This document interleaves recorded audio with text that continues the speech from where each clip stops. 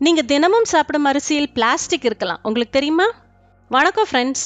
தினமும் நம்ம சாப்பிட்ற இந்த சாதத்தில் நம்ம கண்ணுக்கு தெரியாமல் ஒரு ஆபத்து ஒளிஞ்சிருக்கலான்னு சொன்னால் நீங்கள் நம்புவீங்களா? நம்ம சாப்பிட்ற அரிசியில் பிளாஸ்டிக் கலப்படம் செய்யப்பட்டிருக்கலாம் அப்படின்ட்டு பரவுற செய்தியில் எவ்வளோ உண்மை இருக்குது? வாங்க தெரிஞ்சுக்கலாம். பிளாஸ்டிக் அரிசி என்றால் என்ன? உருளைக்கிழங்கு மற்றும் பிளாஸ்டிக்கை கலந்து அரிசி வடிவத்தில் செஞ்சு விற்கிறாங்கன்ட்டு சில செய்திகள் அப்பப்போ பரவுது. இதை கேட்டு பலருக்கும் ஒரு பயம் வந்திருக்கும். அது உண்மையா பொய்யா அப்படின்னு தெரிஞ்சுக்காம நம்ம சாப்பிட்ற ஒவ்வொரு வாய் சோறும் சந்தேகத்தோடு தான் உள்ளே போகும். ஆனால் அது ரொம்ப சுலபமாக நம்ம வீட்டிலேயே கண்டுபிடிச்சிடலாம். எளிய சோதனைகள். முதல் சோதனை தண்ணீர் சோதனை.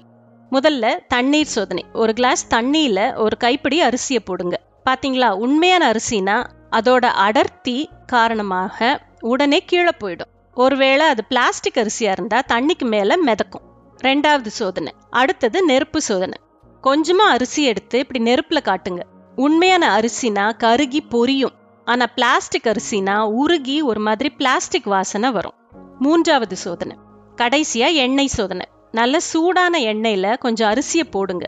நல்ல அரிசி பொரிஞ்சு வரும். ஆனால் பிளாஸ்டிக் அரிசி உருகி ஒன்னோட ஒன்று ஒட்டி ஒரு மாதிரி பிசு பிசுன்னு ஆயிடும். அப்படின்னா அது போலி. பொதுவாக FSSAI முத்திரை இருக்கிற நல்ல பிராண்ட் அரிசிகளை வாங்கும்போது இந்த பயம் தேவையில்லை. இருந்தாலும் சந்தேகம் இருந்தால் இந்த சோதனைகளை செஞ்சு பார்த்துட்டு உங்கள் குடும்பத்தோட ஆரோக்கியத்தை உறுதி செஞ்சுக்கோங்க.